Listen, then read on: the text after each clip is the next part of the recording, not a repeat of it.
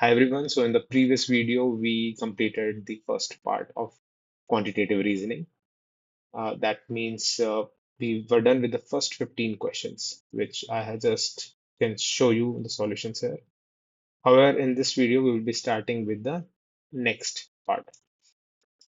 So this part will contain questions which are very similar. So I have personally given GRE twice, and I've both the times secured a near perfect score. So I would suggest you like always follow this PowerPrep free mock which they have given, because this is the best depiction of how the actual paper looks like.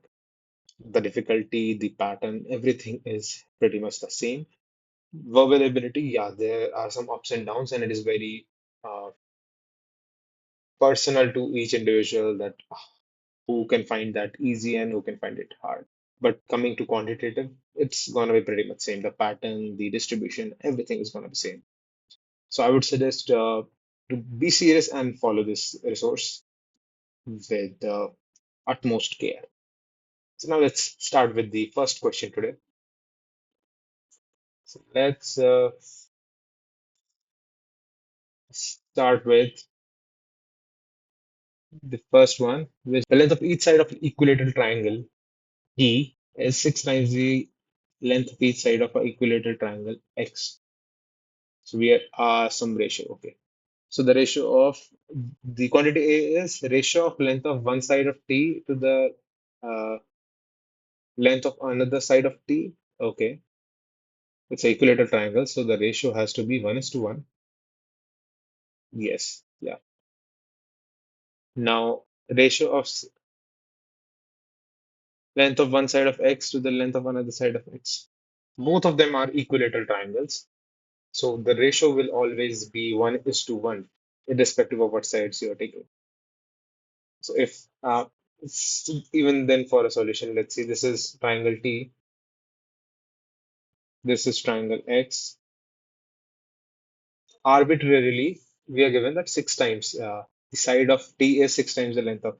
So assuming this is A, this is 6A, 6A, 6A. So the ratio here is 6A to 6A, which is A to A, which is 1:1 in short. Here it is A to A, which is 1:1. So the ratio has to be same. So option C is the correct answer for first. Coming to question number second. X is greater than 1.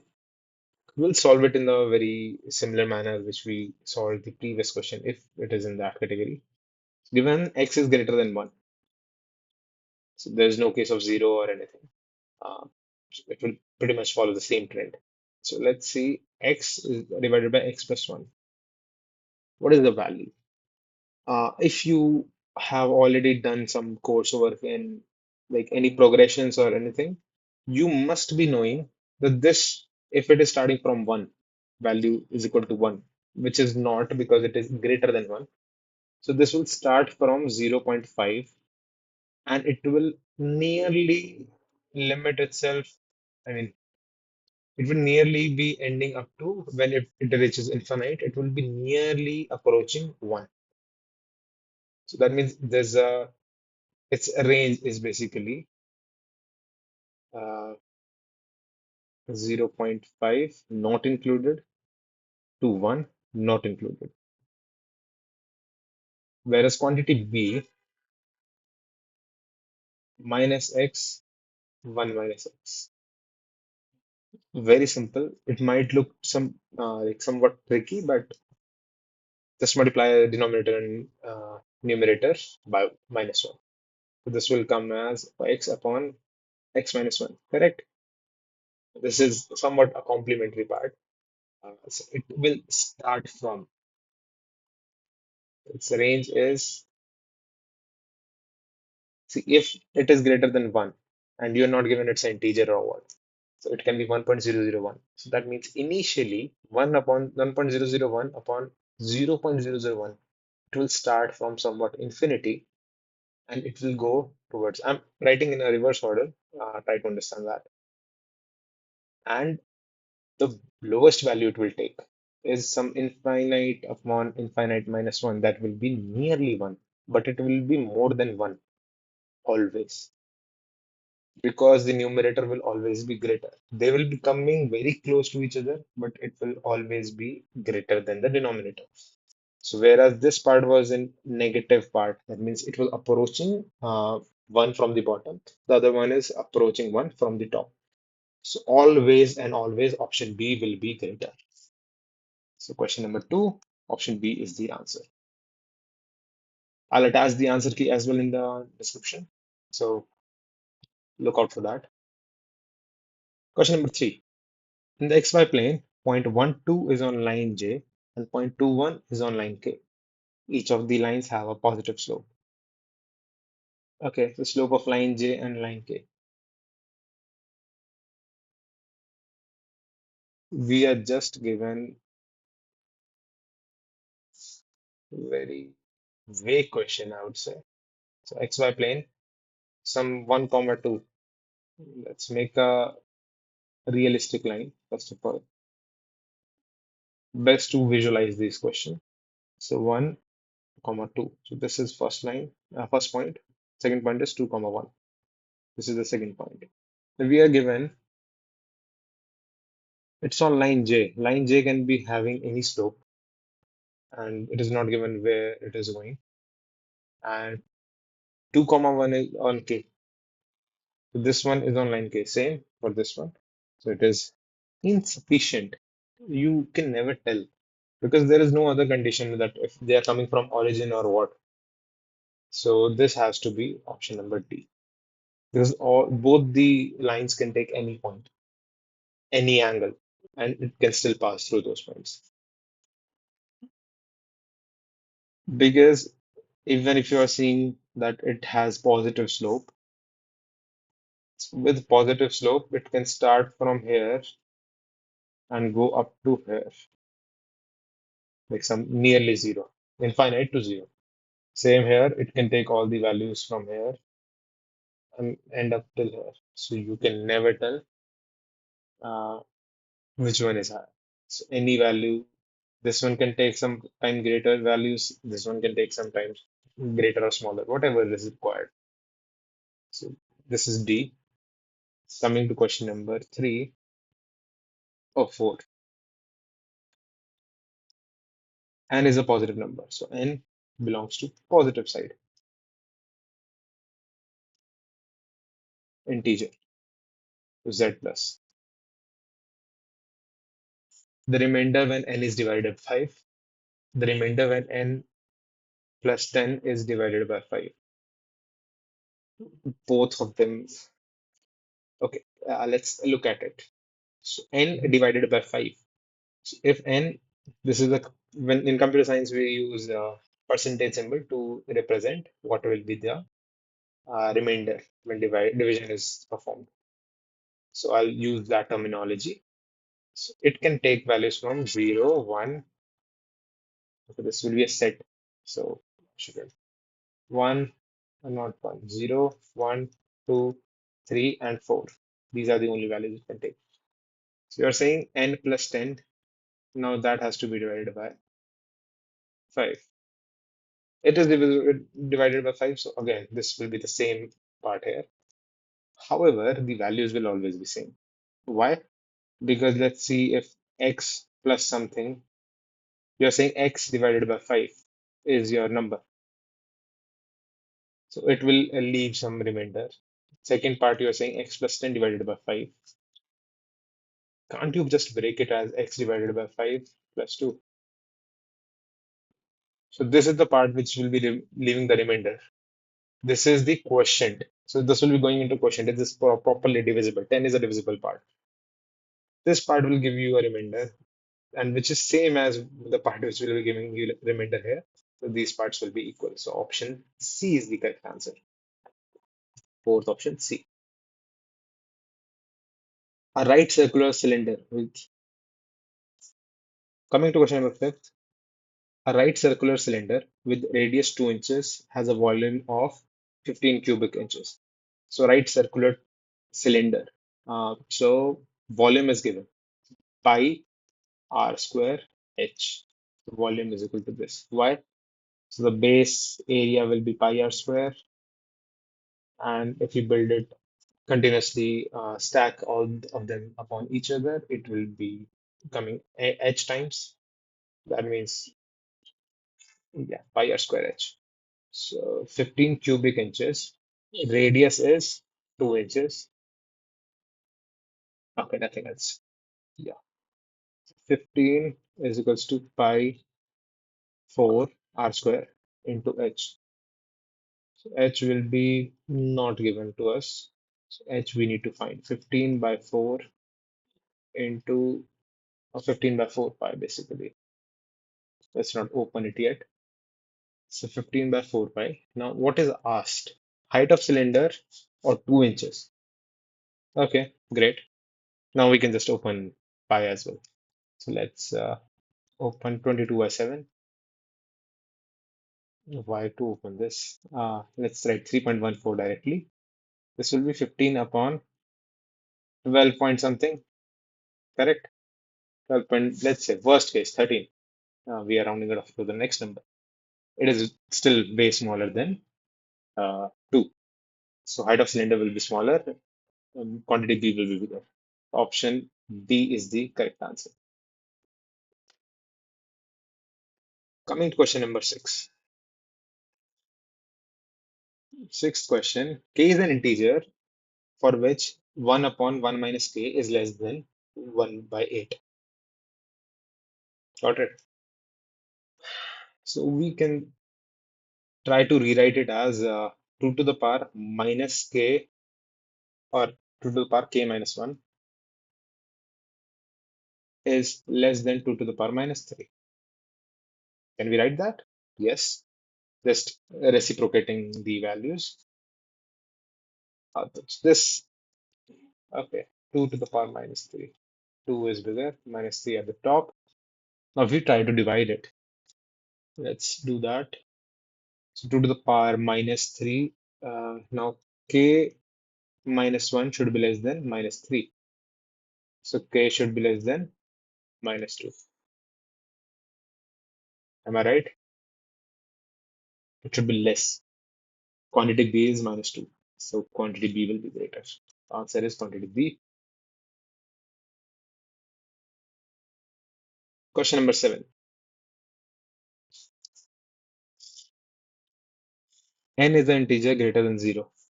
The number of different prime factors of 9n and the number of different prime factors of 8n. Now, this question could have been a bit tricky if it was not asking for different prime numbers. Now, simple. Let's say mm, n is made up of some ABC. Some prime factorization will be there: a to the power x, plus b to the power y, z to the c to the power z, whatever is there. We are given quantity A has 9n. That means 3 square into these values. And quantity B is equal to 8n, which is 2 cube into n. Now tell me this. If I'm asking you about number of prime factors, that too unique. So I'm not gonna be counting A x times. I'll just look at A, that is 1, B, C, and so on. How many are there? I don't know.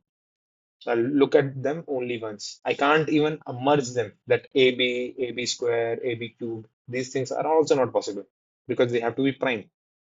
So only the number of bases here, which will be same. So let's say there are some X number of bases, not X, D number of bases, correct? So D number of bases are there. So D factors will be there for N, D number of prime factors. For quantity A, it will increase by 1. So D plus 1 because 3 is also added. Quantity B, again D plus 1. And this is the point where you will get stuck. You will think those two are equal. However, they're not. What is the guarantee that the expansion of n doesn't already include 3? What is the guarantee doesn't already include 2? That means you are not sure about what could happen. This is a very fantastic question, a very tricky question, and if you are a very good person with GRE questions, most likely you will lose mark here because by the time you solve these many questions, you get overconfident, and at the end you will miss this small detail. So yes, in case 3 is already included, this will still end up being a D, and if 2 is not included, then this will be D plus 1. So for one case, B will be greater. Other case, if 3 is not included, but 2 is already included, then D and D plus 1. So we are not sure, basically. We can't tell until we know a bit more about N. That means option D is the right answer.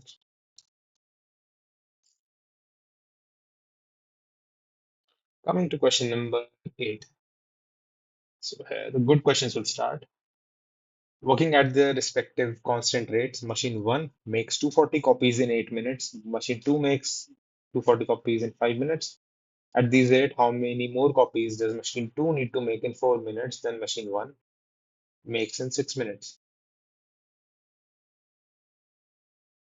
First of all, for these kind of questions, try to come like bring them down to a constant per minute rate because since it is given each minute like in 8 minutes, so per minute rate.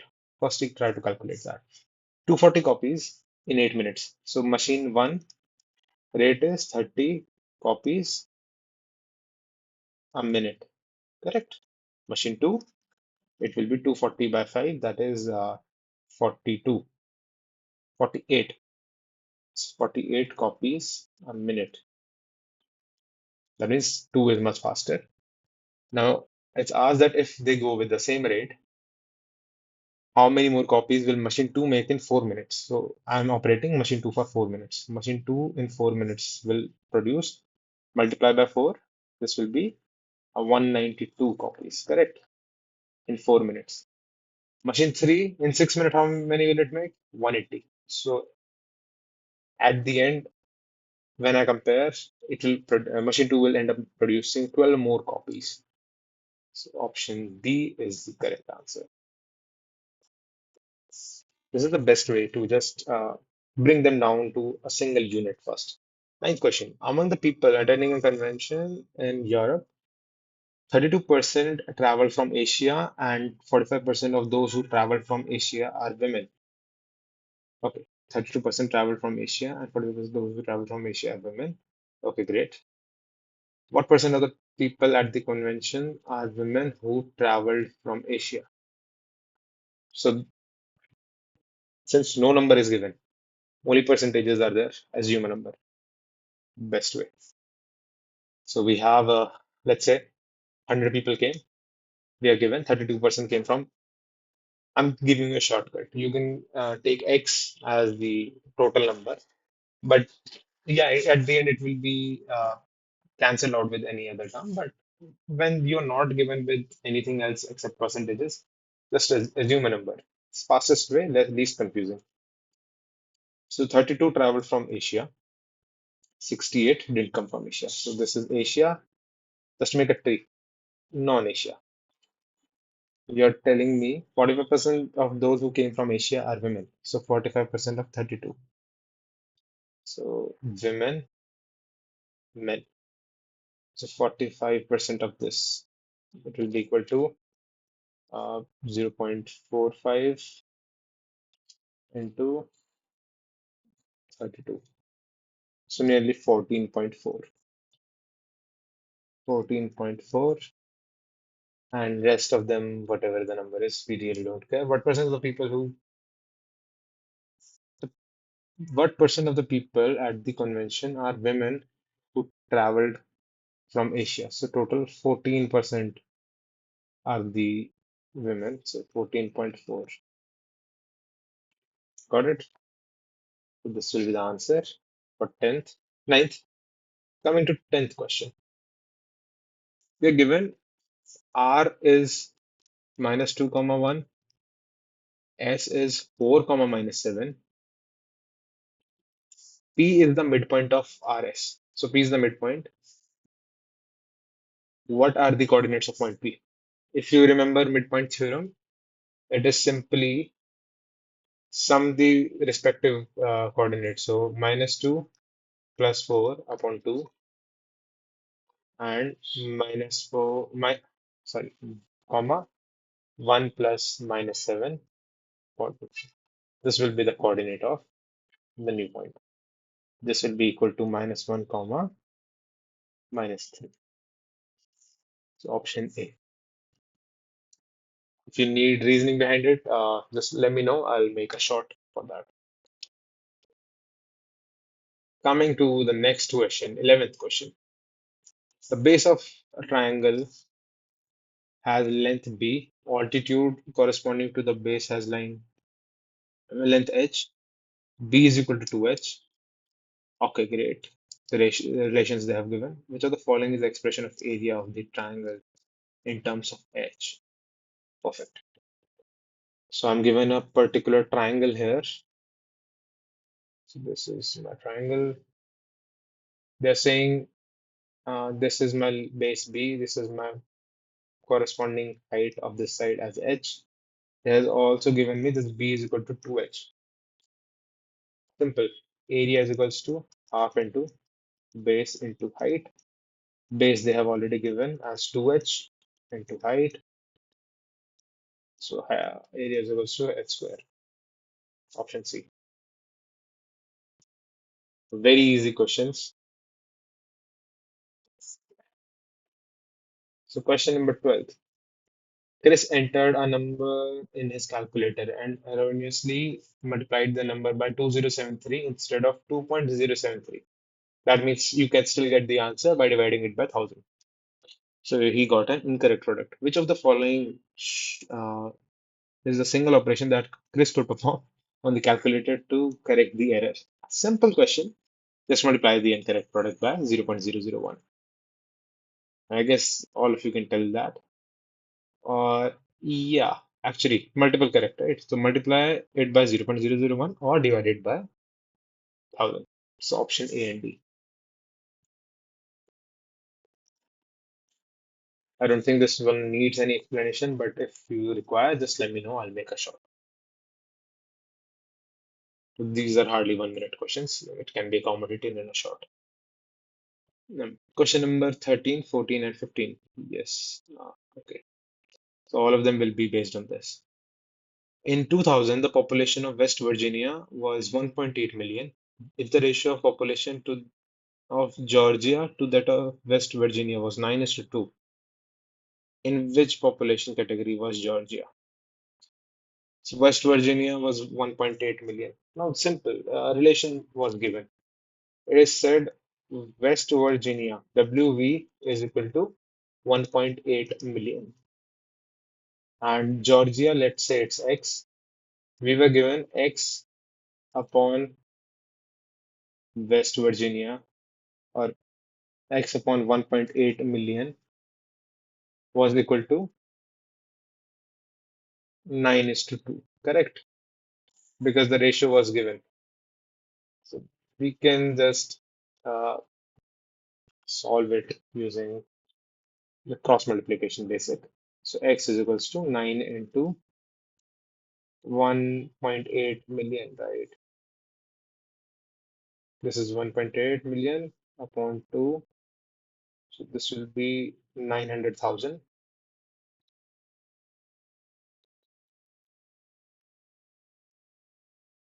So 900,000 into 9. So that will be 8.1 million. Now you are asked what kind of category is it? Population 8.1 million comes in category E. So option D is the correct answer. Question number 14. The number of states in the two population categories C and D, which is C and D is 12 and 3. So total 15. C plus D, total 15 states. So number of states was approximately what percent greater than the number in the four population categories from E to H. E to H. So this will be 4 plus 4, 8, 9, 10, and 11. So rest E to H, E plus F plus G plus H is equal to 11 states. How much is it greater? See, if you are finding something, how much is it greater? Baseline will be this one. How much is it greater? So this will be the baseline. So 15 minus 11 upon 11 into 100. So you have to find percentage. So we'll multiply it by 100. This is 4 by 11 into 100, nearly 33%. No, nearly 36%. Option A. Question number 15. The median of 50 state population was in which population category? So median you have to find. So let's try to find this. Hmm. It's a very simple question, actually. First of all, you have to arrange everything in an ascending order, which is already done in the question. Population is in ascending order. So 15, then 9. So we have to just find 50 states. So that means 25th and 26th value, because these are arranged uh, in increasing order. And since even number of states are there, we need to check both 25th and 26th. So first state, cumulative frequency we will need to find. So for till category A, till, so till we need to find B, C, D, E hardly. So this will be first will be 15. Next step, till B we will have 15 plus 9, correct? That will be 24. And we are done with C. So 25th and 26th will both lie in the category 3. How many are there? 12 added, so 36. So 25 and 26 both are there, so there will be no confusion. So option C is the correct answer. Coming to question number 4 of 16 actually. So now 16th, if cube root of x is equals to 3. So cube root is there, so there is no positive negative side. X must be equal to 27. And x is equal to square root of y. So y will be 27 square. Correct. This will be 729. What is the value of 9? Solved. 729. This will be 729, 18, 17.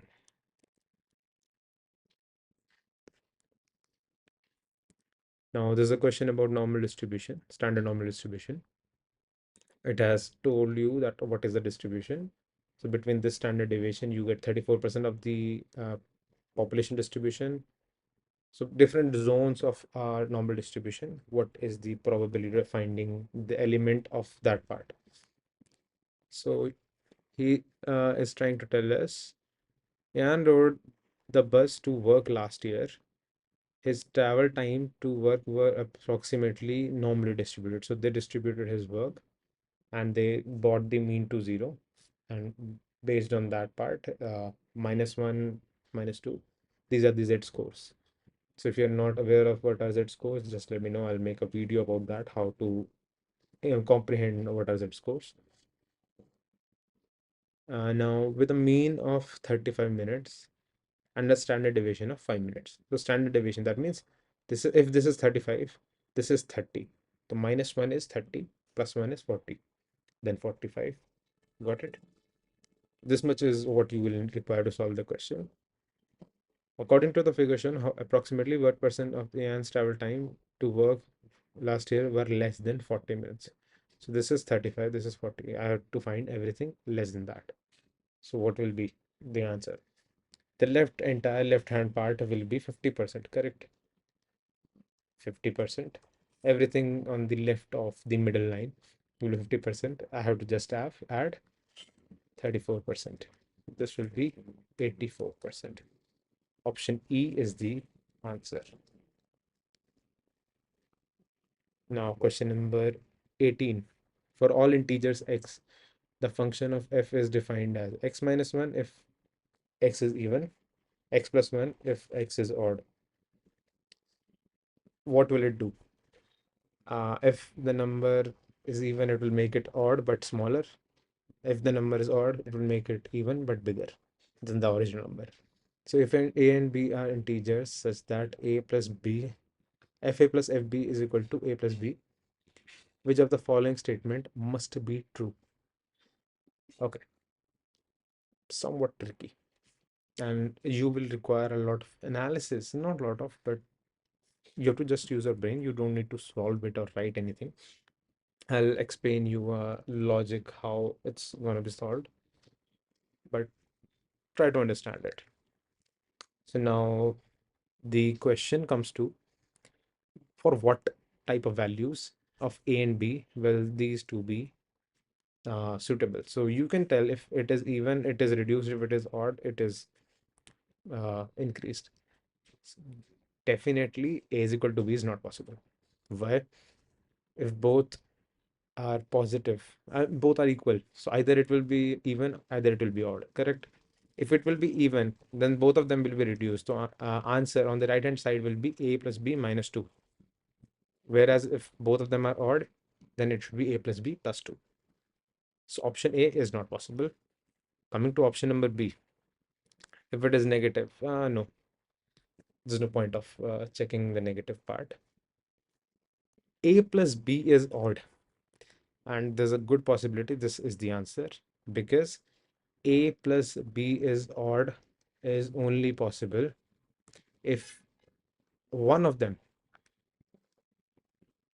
is odd and the other is even.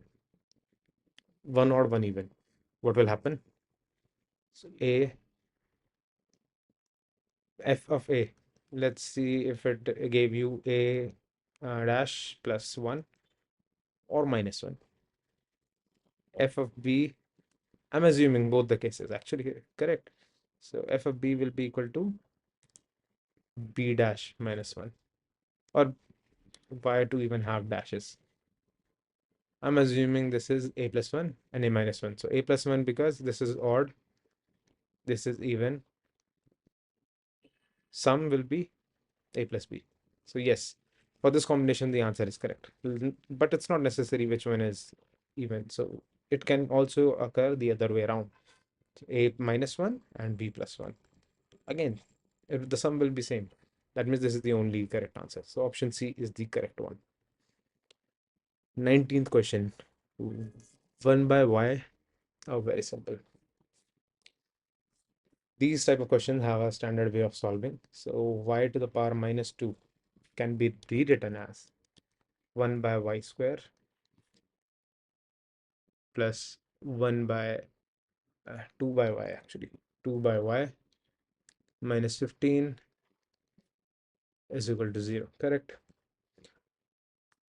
Take y common, or maybe put 1 by y square as x, your call.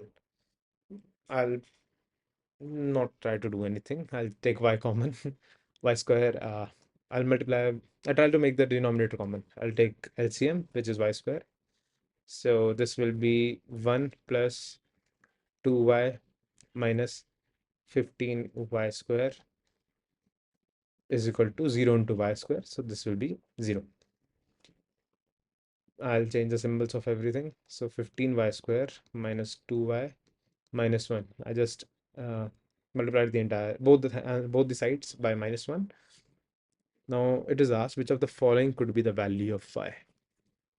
Solve the quadratic equation. So minus 4, I mean b square minus 4ac, first of all. So we'll find b square minus 4ac under root to find the discriminant.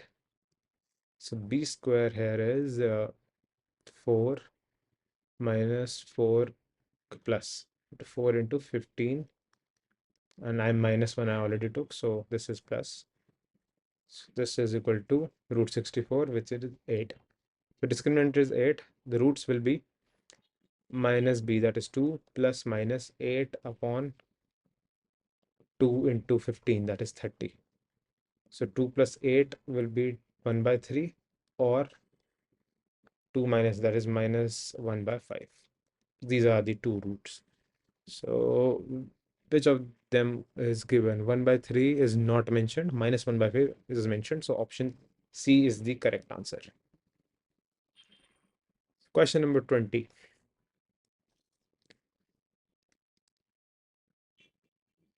Six numbers are shown in increasing order. Which of the following could be the range of the six numbers? So range, they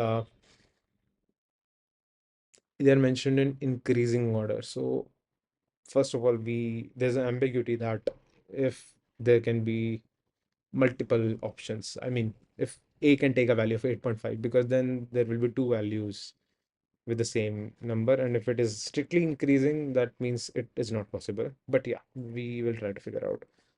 These are well spreaded, so that's not a problem for us. Let's assume the maximum value.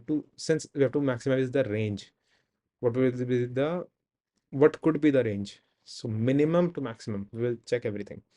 So what is the minimum value here? If 9.2, the next term, the last term is also 9.2, that means 2a must be equal to 9.2, correct? Which means a is equal to 4.6. If I put 4.6 here, yes, it is satisfying it, but a has to be greater than or equal to 4.6. This is one constraint we found out, because 4.6 can be successfully put here. Now maximum is it can take the value of 8.5. So for 2a is equal to 8 point, sorry, not 2a, a is equal to 8.5. 2a will be 17. So it can be anything less than 17 as well. Less than or equal to, because then these are the only two constraints we are having. So I'll now see all the options. So option B is possible. Option A is not possible. Option C, yes, it is possible. Option D is possible. E is possible. F is possible. So B, C, D, E, and F. All these options are possible. So if you think if I made any uh, mistakes anywhere, just let me know. I'm also a human. But in my view, all of these will be corrected. I'll also let you know if I find any corrections later. I'll pin those in the comment section.